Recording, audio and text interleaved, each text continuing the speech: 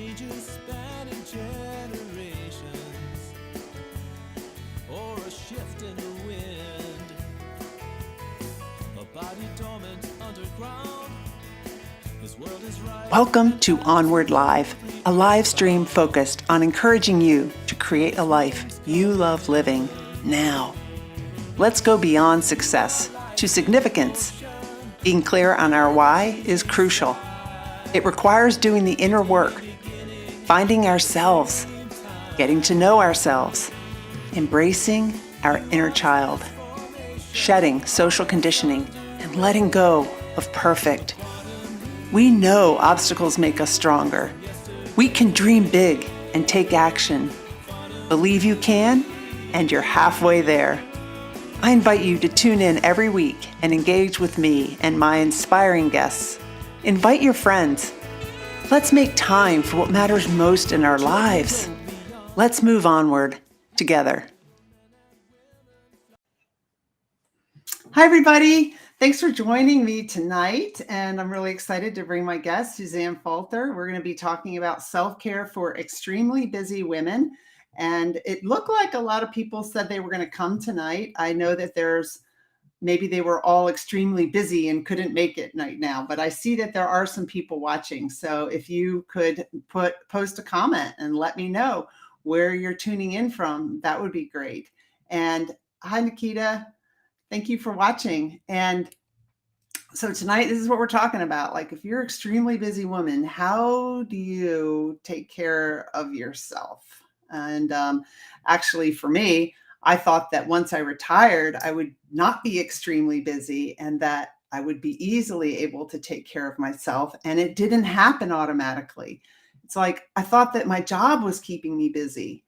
And then I had to really look at myself. It wasn't my job. It was how I was reacting to the job, the thoughts I had about the job. And so looking at ourselves, I think, is really important. So for those of you, San Antonio, Orlando, so glad that you're here. And for those of you who don't know me, my name is Emily Harmon. I'm the host of this Onward Live show, and then I repurpose it into the Onward podcast. And I'm a retired executive with the Navy, also a retired naval officer. And just a few weeks ago, I became a certified professional coach, and I'm definitely living a life that I love living now. And I hope you are too. And that's why I bring guests like Suzanne on to talk about how they're living a life that they love and some of the tips they have, and we can all learn from them. I've done almost 200 of these shows, and I have learned from every single one of my guests.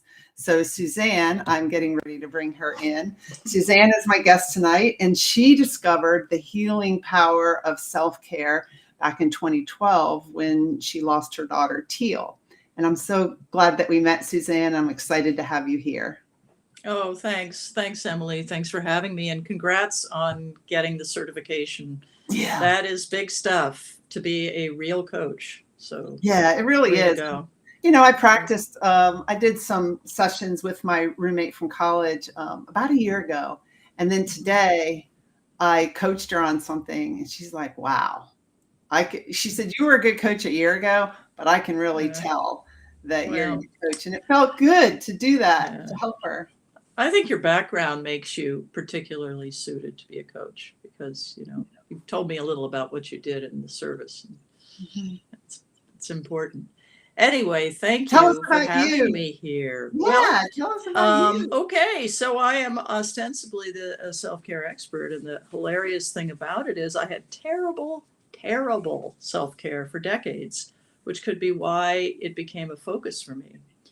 And essentially, I had the bottom drop out of my life in 2012. I had been working, 14-hour days as a marketing coach, and really burning out, and had to close my business down because it just was completely overwhelming me and my business partner. And we put the whole thing away. We said, okay, we're just going to go separate directions and do something different. I really didn't know what it was. I had a little money in the bank, which was great. So I was just going to stop and try to get a grip. I was also in a really dysfunctional relationship. And I had just moved in with this person when the relationship ended. So I suddenly lost the new home, and I was I was basically reduced to driving around the Bay Area with my belongings in my car, trying to figure out where I wanted to live, because I was kind of new to the Bay Area. I didn't really know anything. I had just gotten a car for the first time in the city.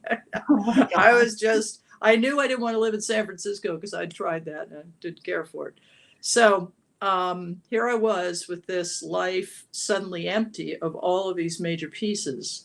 And my daughter, Teal, who was 22 at the time, had come to live in San Francisco to be near me. We had moved from the East Coast, and she'd gotten her own place, and she was finding work and, settling in.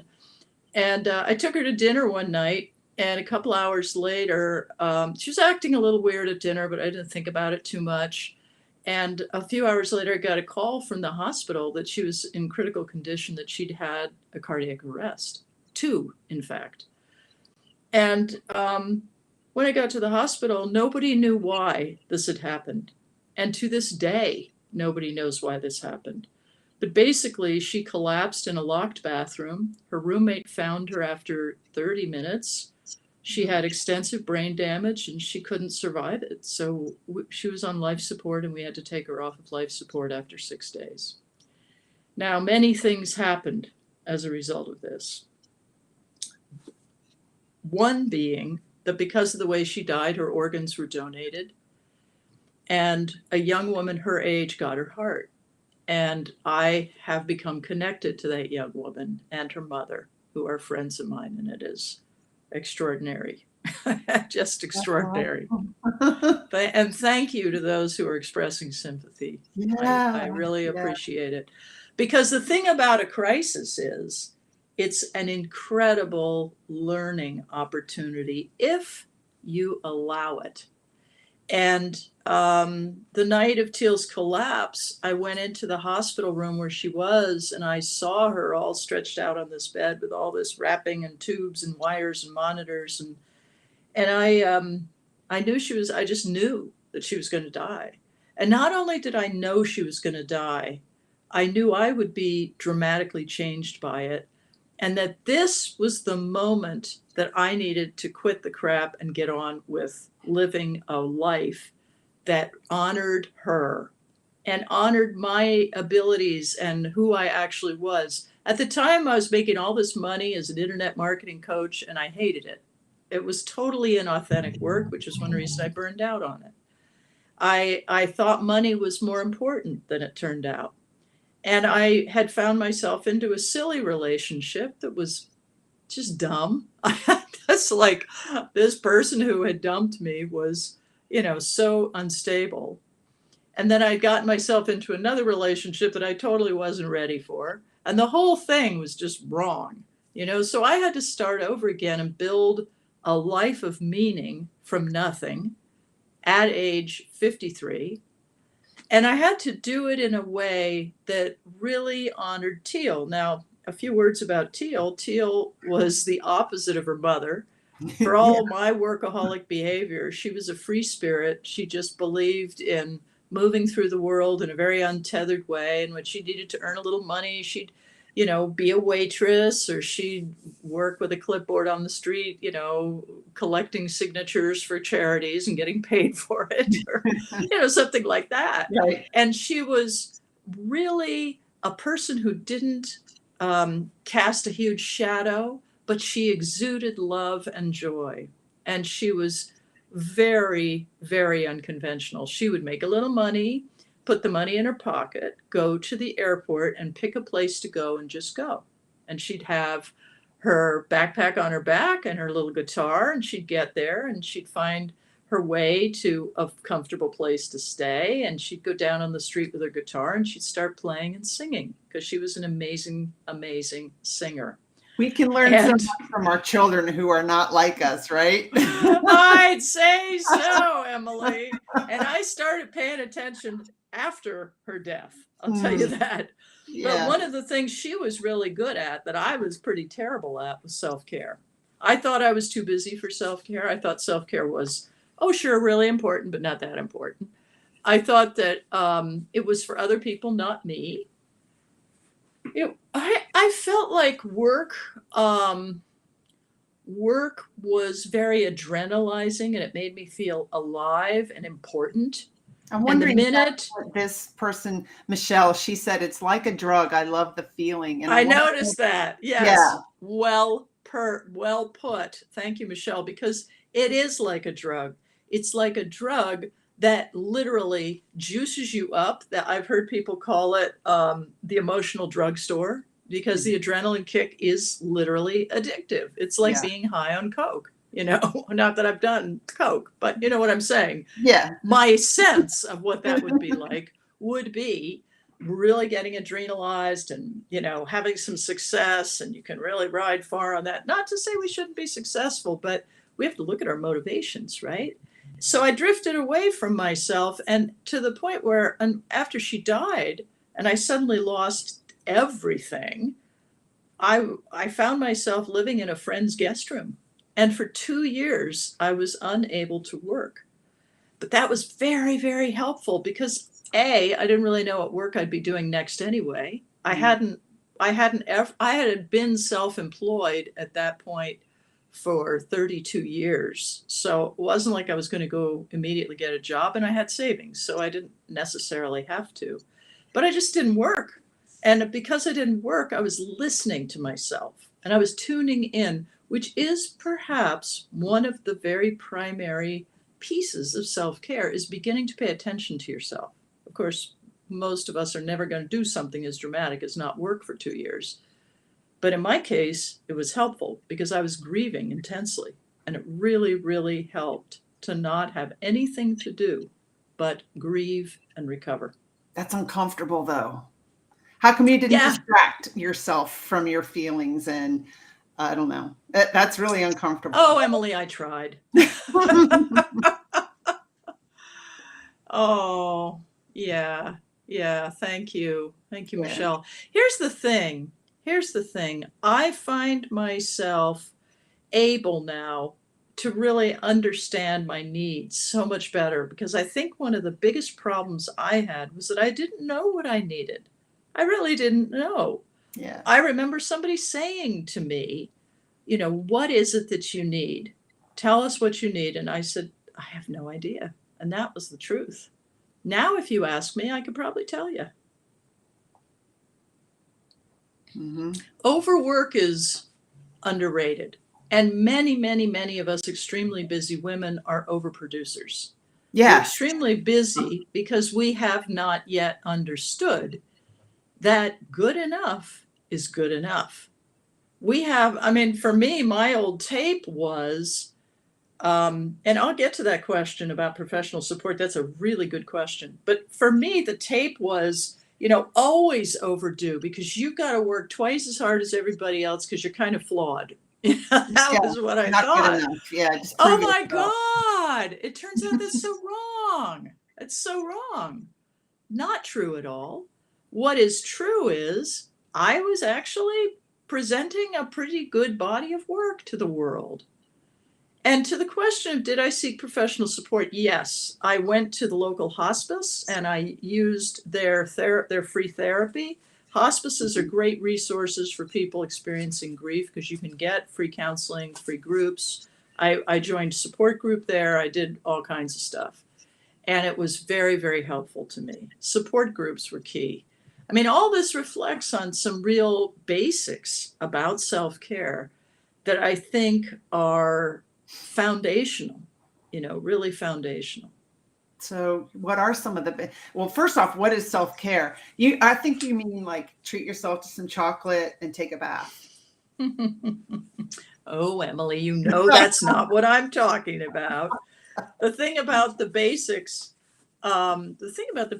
is it is not the Band-Aid slapped on the gaping wound, which will come off shortly because it's gushing blood. Not to be graphic, but it is about making the shifts in your life that will bring you deeper into self-care and deeper sort of self-resonance, sinking back into yourself. Because here's the deal. when you're born, you are given a beautiful internal wiring that tells you what you need when you need it. It tells you when your boundaries are violated. It tells you when you're very moved and touched. It tells you when you need, food or rest or exercise. It tells you all these things. But we override. We override like crazy. And because we're so busy overriding, we can't ever hear our own natural messages. And the natural messages are there and yearning to be connected with, and they will guide us towards building a resonant life that actually fits us. So yes, I completely agree. And Michelle says, it's self-care saying no.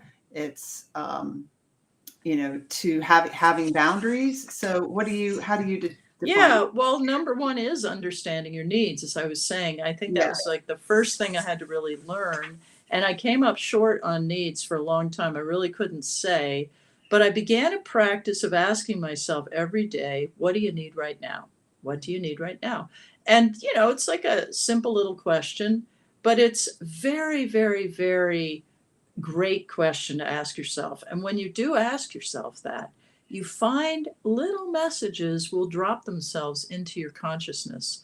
And you might even trigger running into somebody who's strangely helpful with this thing I need called a new apartment or a new life or whatever. Yeah. Things happen for unexplainable reasons. And it's because we are clear on our intention. And I'm sure, Emily, in your work, intention is a major, major thing, right? Definitely. Yeah. You can't have an intention that's honest and aligned unless you know what you need.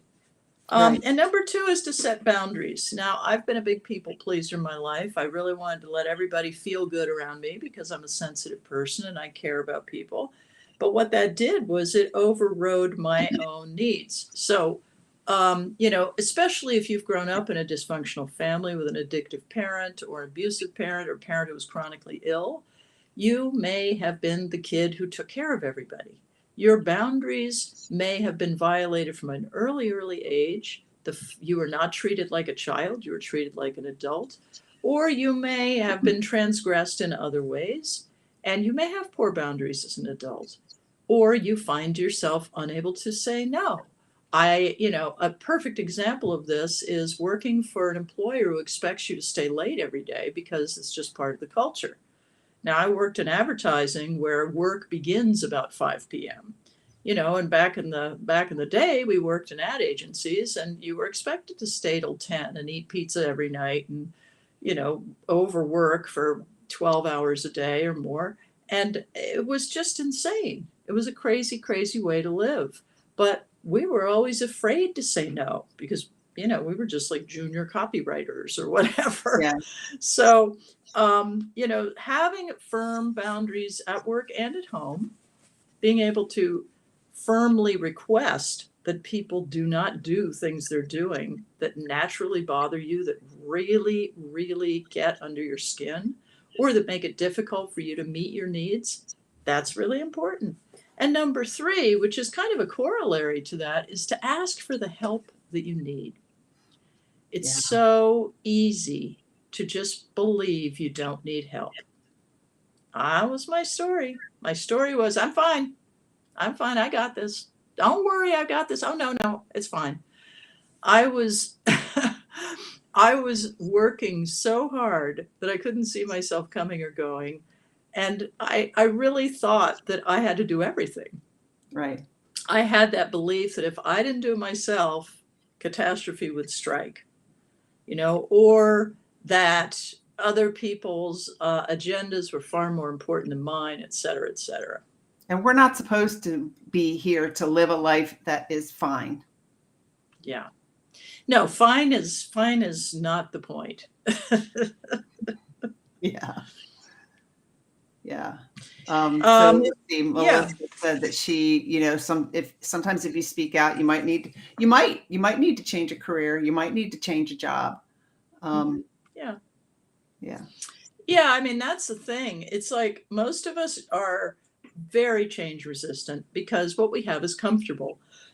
Even when it's painful, it's oddly comfortable.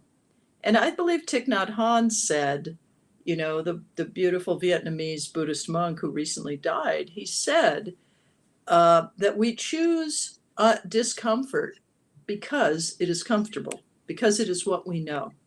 And when you are given the opportunity to truly have your needs met, the first experience is often one of disbelief or of a strange dismay or a feeling of this is not enough somehow.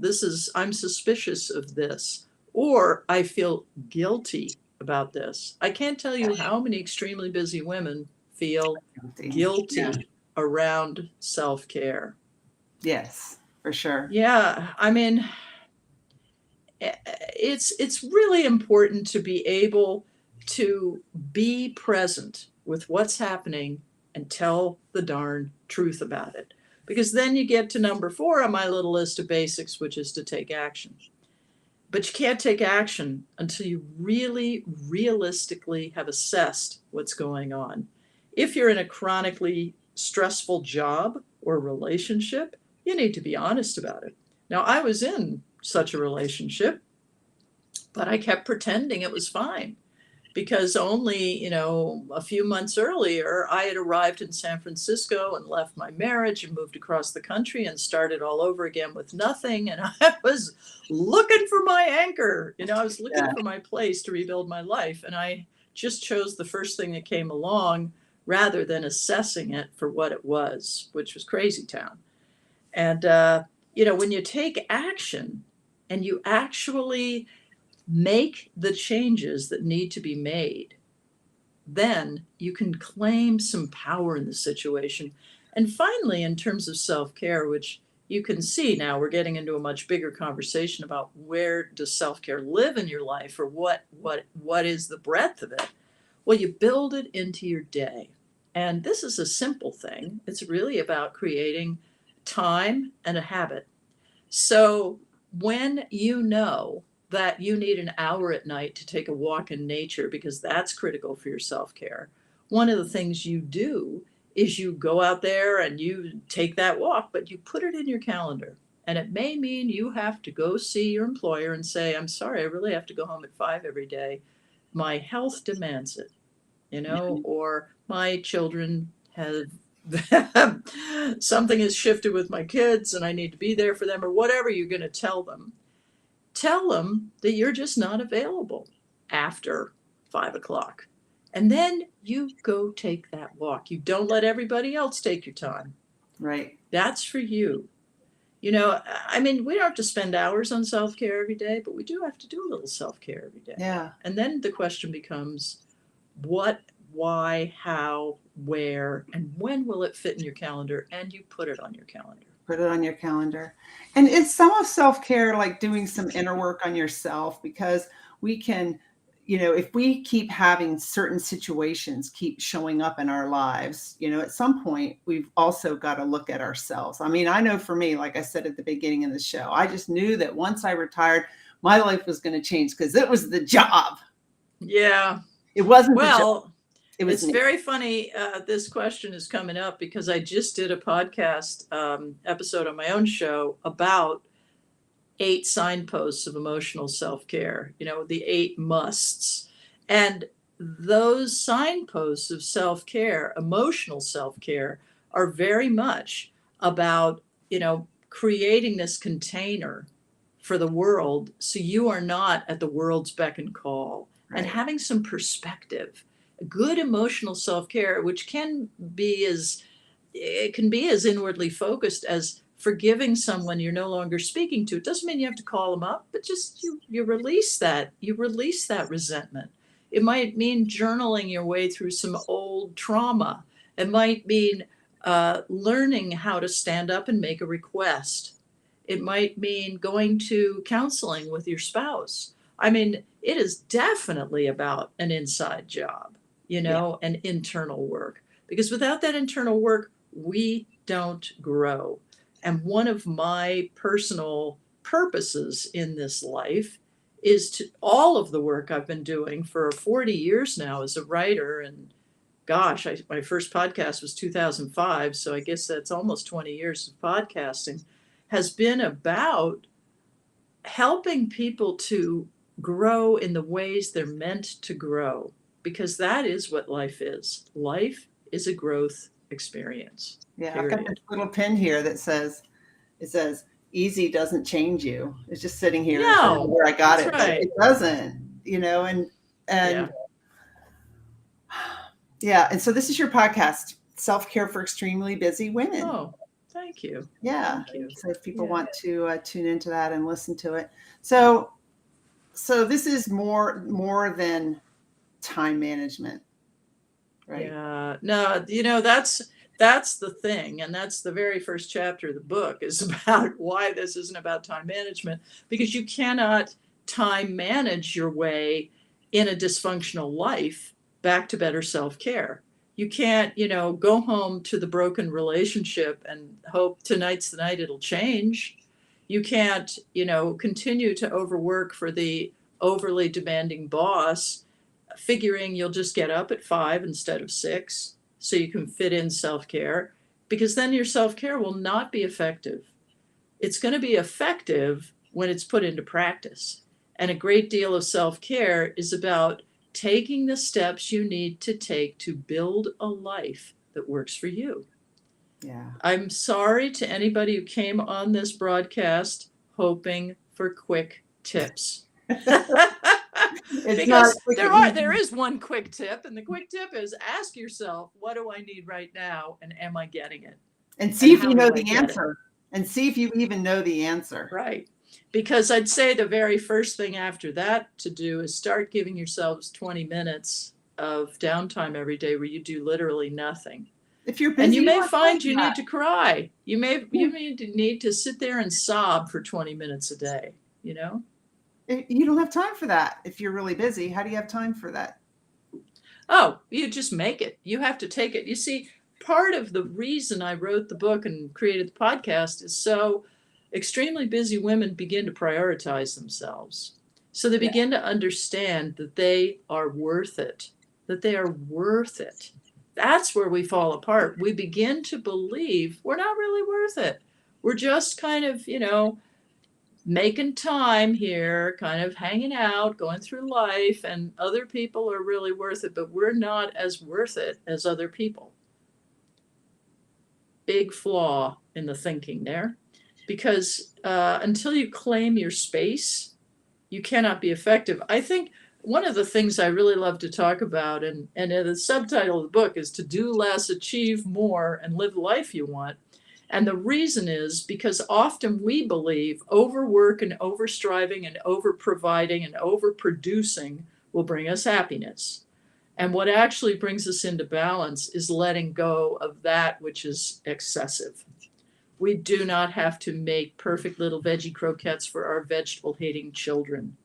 We do not have to, write a dissertation when a simple 2-page paper is adequate. We just don't. And all that overdoing feeds not only our sense of stress and our overwhelm, but it puts us in a place where we really just start to hate our lives and the people around us. It makes us resentful and angry and difficult to be with. Difficult Yeah. to be with. Yeah. I really know that when things start to settle out and your life comes into balance, everything starts to work better. And the way to do that is to begin to practice actual self-care. Example, I wanted to go to Hawaii for decades. And and here I live in California, and it's like everybody in California goes to Yeah. Hawaii sooner or later, but I hadn't. So I said, okay, we're going to Hawaii. We finally did it. And I kept worrying that if I went to Hawaii for 2 weeks and I didn't work, my income would drop. And I was, it was on my mind, but I was like, now come on, you've just got to do this. And at the time, we were negotiating the deal on my self-care book. And I had been offered a particular amount of money, which I had accepted, and that's the contract was signed. And while I was on that 2-week vacation, I picked up the phone one day, and it was my agent saying I had sold the audiobook rights for the same amount of money that I'd sold the book for. And that was just like, what? I didn't even know that was possible. I was shocked. So by going on vacation and doing nothing, I'm doing air quotes here, I actually made more money, like substantial amount. I was shocked. And the best thing about that was that it really underlined what I've been talking about, Yeah. which was the need to give yourself downtime. Critical, critical, critical. And not just kind of lying in a dark room, but being in a place that provides mental stimulation and soothing. Soothing is very important. That is so true. I have learned that too. I was working with a coach about a year and a half ago, and she's like, well, what if, Emily, your life could be more, you could feel more in flow, which is when you don't even notice time passing because you just love what you're doing. You could feel more in flow. You wouldn't be pushing and working hard, and you'd get more done and make more money and, find more clients. I'm like, is that even possible? And it sure is. It's like, but you have to have the faith in yourself and the faith in the process, the faith in the laws of the universe that that's what's going to happen. But there's so many people like you that can share a story like that. I was just talking to my yoga instructor, Kashi, and she was telling me that she had gone on a 7-week vacation and she had the same concern. How can I leave my business for 7 weeks? Where's the income going to be? And when she came back, she'd made more money than if she had not gone on vacation. Oh my gosh. I just love that because the truth is, it's all about being present to what our needs are. What our needs are. Mm-hmm. And, I have a little bit of belief in magic. I think that when you tune into your needs, the universe shifts a bit and says, okay, we'll give that person a break.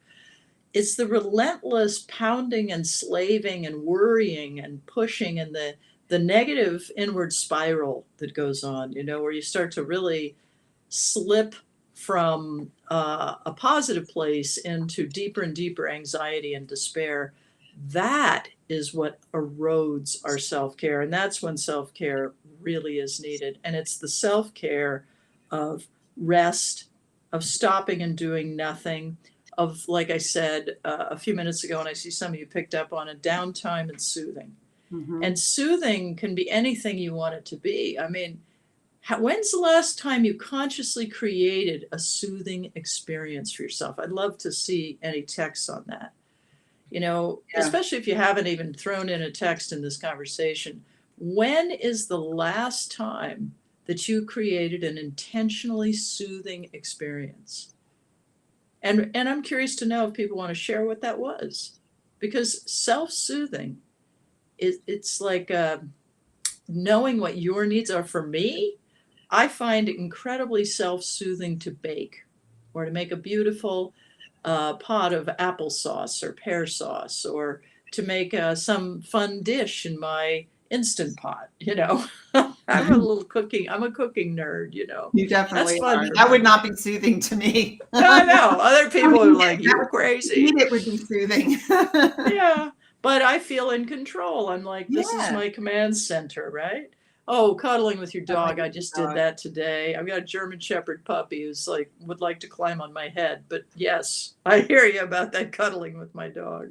I like to just sit on the couch with my dog, cuddling with her, and then having a cup of hot tea and reading a book, or just meditating or listening to quiet music. And I'm going to tell you, when I retired, I was not capable of doing that. Oh. I was not capable. I would be thinking of, I got to do this, I got to do that. I made more work for myself. I've got to push and do this and that and that. And I didn't know. I used to go camping actually with my kids when I was a single parent. I would take them camping on the weekends. And I really was able to relax when I did that. Yeah. Because I didn't see the laundry, didn't see all this stuff. And then that had to be done. And then I was talking to a coach about this, and she said, you can find that peace even in your house. You can create that. And I didn't know that I could, but I can now. I can relax in my house. But I mean, I'm telling you, I was really, thought that this would happen naturally, and it didn't. I had to work on it, but I'm so glad. I think that's real interesting, your comment about about the camping. There is research that 20 minutes in nature, in a park or, any place like that, 20 minutes is the equivalent for relaxing your central nervous system of 2 hours of walking or being in a city environment. Wow. Because, Yeah. the Japanese have a whole ritual they call tree bathing, forest bathing, Yeah, forest and bathing. walking through the forest. There is something there. And I go into we have beautiful parks here in Oakland, and there's one, the Redwood Regional Park, and it's just filled with old redwoods. And you go down these trails along these creeks and things, and you don't have any idea you're in a city. And my whole system just Yeah. really relaxes. And can So, you do that without like music blaring in your ears or listening to a exactly. book? Just Simple. touch the tree, feel the energy from the tree. Keep Just it simple. you can That's notice. right. Keep Yeah. it simple. Yeah. I always felt like I had to be doing more than one thing at a time, Yeah. I've come so far. Yeah. Well, and that's another thing is we instead of having sort of self-care activities in our life or emotionally present activities, we are always under the pressure to engage with 18 forms of information coming at us all the time. Yeah. And the degree to which we're on phones and screens is pretty unhealthy generally. That's cross society at this point in the US and I'm sure elsewhere. And what that does is it distracts you from yourself. So you can't hear yourself think because you're too busy, reaching for your phone first thing in the morning as soon as you open your eyes, or compulsively checking news feeds or social media, or, okay, Wordle is pretty quick, but I've got to play Wordle or I'm not a complete person every day.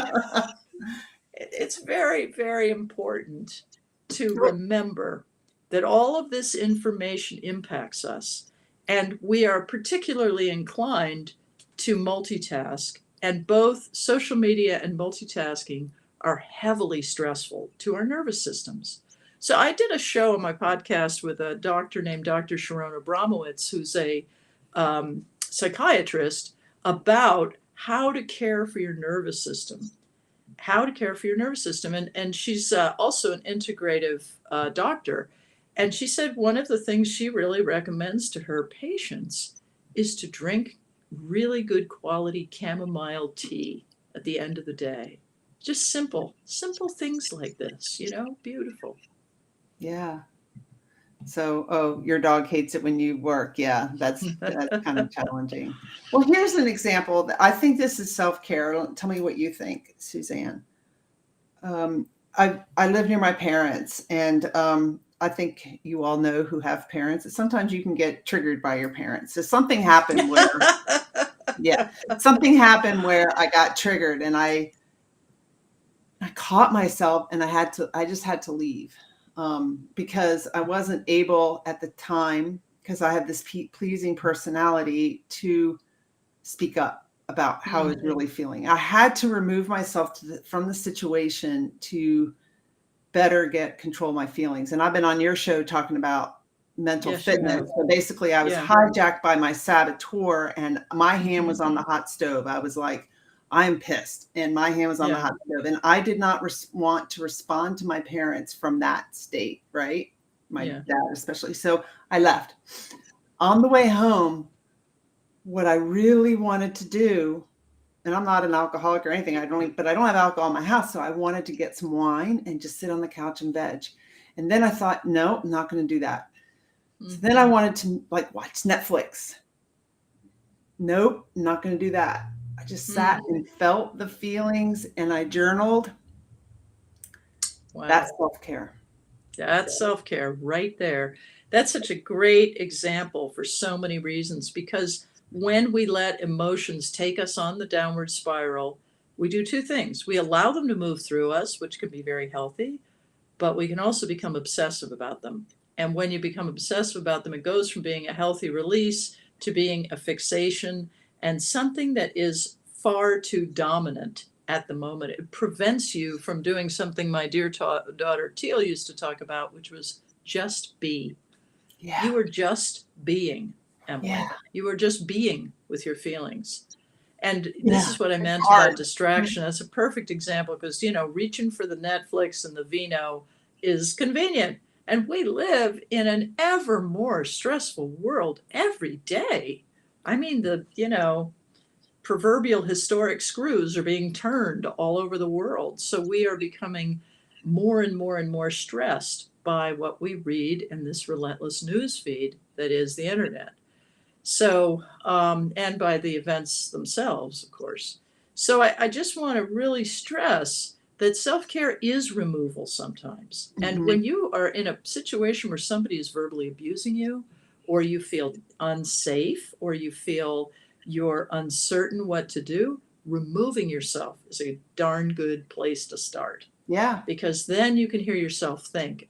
Sitting down with your journal, just fantastic. That's what I I've do. journaled my way through many, many, many moments where I felt, you know, there was conflict with somebody and I really had to get clear on what was the right thing. And your guidance is always there. It's waiting for you to tune in. You just have Yeah. to, you know, tap into it. And Right. sometimes that's talking to a friend, sometimes it's journaling, sometimes it's meditating, you know. And then what I did is I wrote up what I wanted to say, because as a pleaser, I sometimes just retreat and I withdraw and I'm quiet. And the pattern would be to see them again and act like everything's fine, and it's never Yeah. addressed. And so I went back 2 to 3 days later. It took me that long, and I still wasn't completely in a compassionate mode, but I went back to talk about my feelings about it with them, because I was leaving on a 2-week trip and I didn't want to leave with bad feelings, but I expressed, you know, why I did what I did, why I reacted the way I did. I took responsibility for my reaction and my feelings. And I was able to talk about it. Yeah. My dad didn't Okay. say much, but still, I think it's progress, because the old Emily would have gone right back into that pattern of Yeah. putting up with it. And that's a boundary. I'm not going to go into detail what it was, but it's just the way he reacted to something I said. And so that hurt me. I felt hurt. Yeah. And I'm just telling you that I felt hurt. And before, I would have just shoved those feelings under the rug. That's a huge step for me. It's what I love about it too is your clarity on the importance of it. Even if you didn't get the big apology or the big response or whatever we might be looking for, doesn't mean that wasn't a personally helpful experience. Yeah. So I really acknowledge that. I want to call out a little comment here from Nikita, who said, I meditate every morning and walk daily to Girl Trek, which sounds like a really cool podcast. Yeah. Don't know it. But what I want to say is it sounds fun. And I have a whole chapter in my book on the importance of fun, because Mhm. fun is underrated. Yeah, we're Fun allowed to have is fun. critically important. There's actually a guy who has a guy, well, he's a medical researcher, he's a doctor, and he has created an institute that studies the impact of fun and leisure and recreation and why these are important and how they impact your nervous system and your wiring. And of course, you know, we take fun for granted. Like, I'm going to get to fun eventually. I'll go out and drink a lot with my friends. That'll be fun. It might be fun, but often fun is many types of things. And when we don't have enough fun, we physically suffer. We Yeah. physically suffer. I mean, is your vacation that you're planning something fun? Are you doing a dutiful visit to some elderly relatives and you're really there to take care of them while they're in surgery? You know, not fun, right? So Right. get yourself some fun at the same time, whatever that may be. I love that. And I was going to ask about accountability with another friend that's maybe trying to practice self-care, working on practicing self-care. Oh yeah, buddies. Yeah, buddies. Mm-hmm. I've got Yeah. a swimming buddy, my next door neighbor. We share a fence and we go swimming twice a week. And I want to tell you, she got me into a swimming pool that is so beautiful that I didn't even know existed near my home. An outdoor pool. I'm swimming in the sun. It's so great. And because she's there, I have to kind of show off a little and like swim more than I would if I was just by myself, right? That's the other thing about the buddies. They make you show up. she's like, I know, I'm doing that too. So great. We have such a good time. Laughter Heals Network. I love that title. Oh. Yeah. Yes, we have to have fun.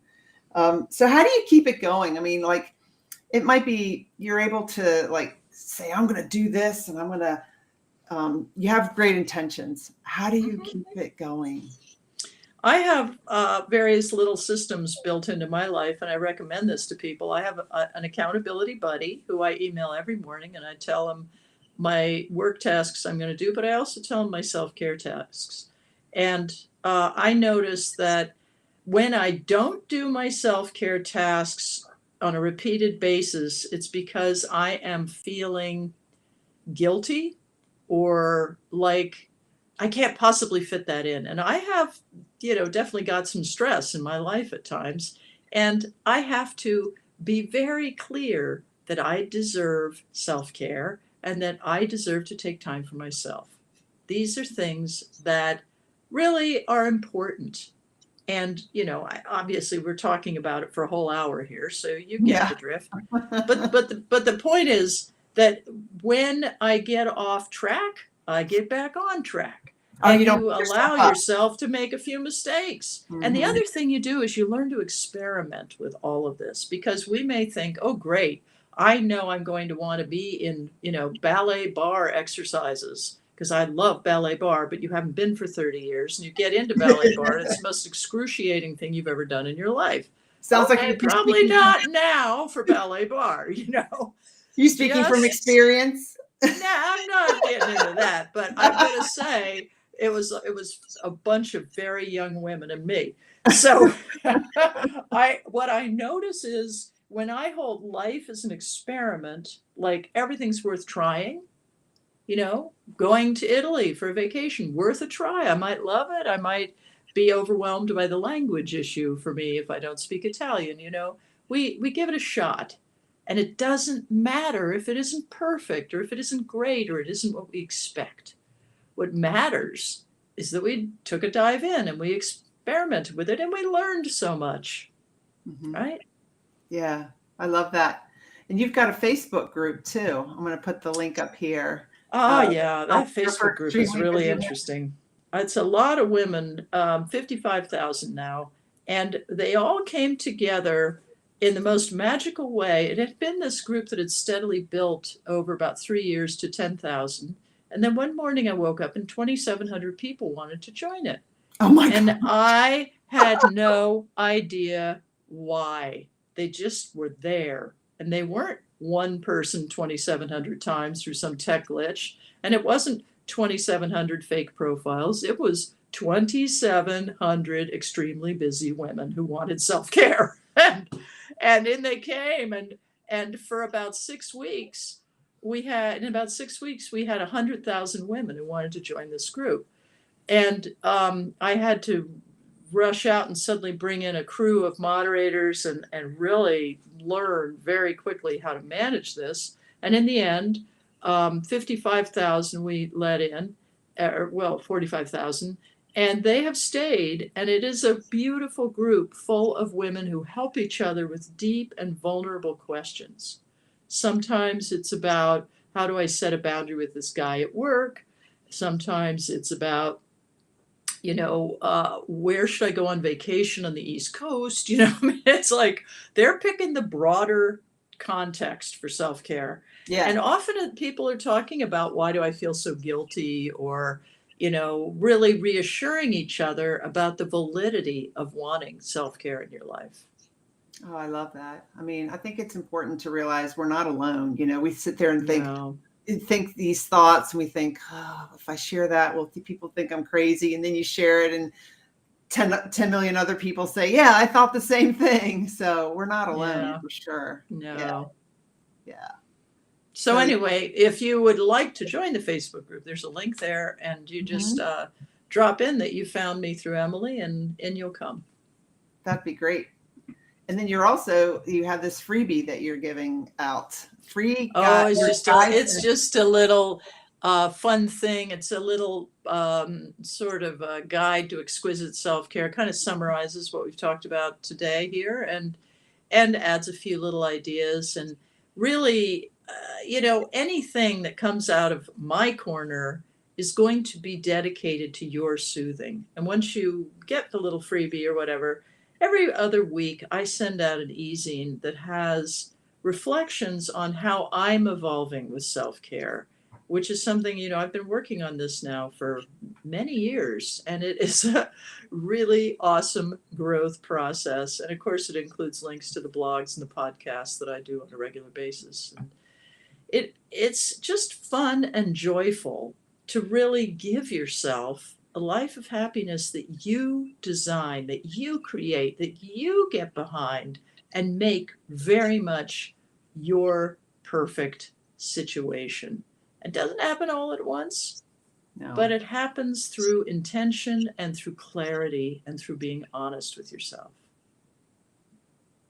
definitely. You just described my life the past 3 years. Right. Well, that's why we like each other, Emily. Yeah, for sure.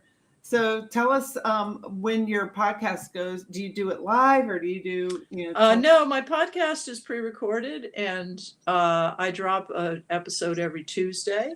This week's show is about emotional self-care, and you can find it on Apple and Spotify. You can Google Self-Care for Extremely Busy Women podcast.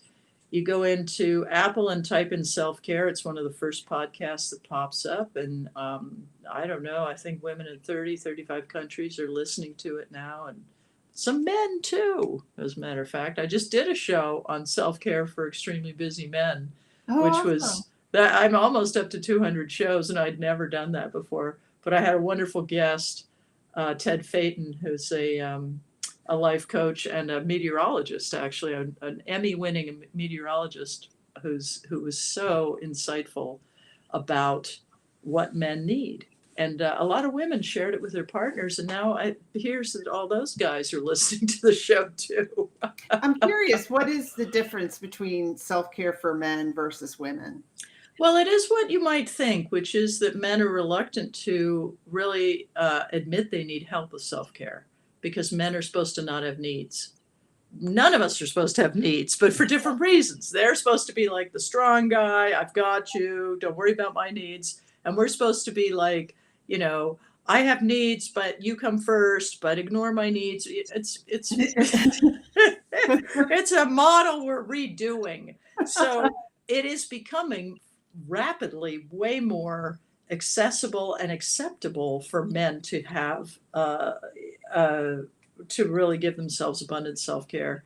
And it's an inside job, just like it is with women. And you're not weak, you're not less of a man or less macho or whatever, because you are actively pursuing self-care for yourself. And for some guys, it's also just go in the cave and shut the door. Right. Right. Well, it's amazing the legacy that your daughter Teal has left. Oh, yeah, I agree.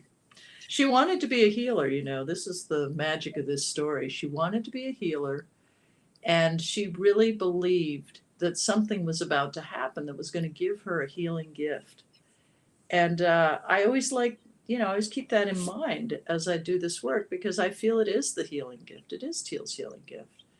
And she left behind some journals with some wonderful insights in them that just have helped me really understand how to tune into myself and how to really bring my self-care into a place where I can share it and touch other people and help them access their own self-care.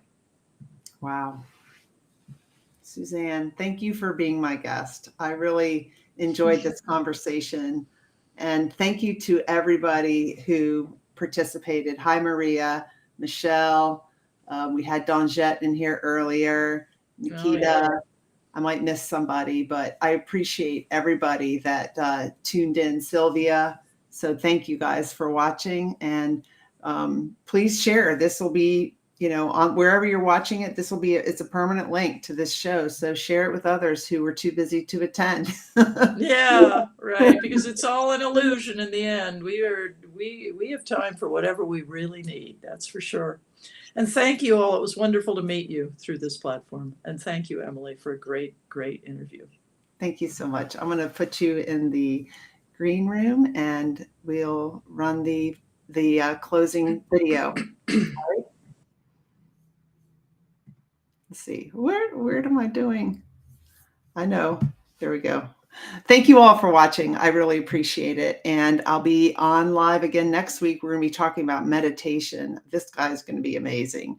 I'll probably schedule it tomorrow night. So I go live pretty much every Wednesday night, although for some self-care, I am going to be taking several weeks off this summer and not publishing a podcast. It's like, oh my gosh, how could I do that?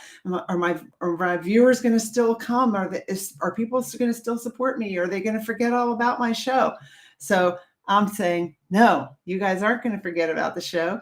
You guys will support me in practicing self-care and taking some time off so that I don't have, I love doing these shows, but I also want to have like a couple weeks out of the summer where I hang out with my grandson and my son and my daughter, and I don't worry about taking a shower and putting on some kind of nice shirt for an interview. I'm just going to take a break. So it's a little scary to me, to be honest, but I'm doing it. And you guys can do it too. Let's all practice self-care together. All right. I'll see you next Wednesday night at 7:30. Onward Live is sponsored by Emily Harmon Coaching and Consulting. Visit my website, emilyharmon.com, to learn more about me and my coaching programs. I'd love to help you create a life you love living. Remember, every adversity is our own personal university. Sometimes the lessons are difficult, and we must learn from our experiences. Vulnerability is your superpower. You are lovable and worthy. And we discuss these topics and more because professional is personal. Thank you for joining us and engaging with me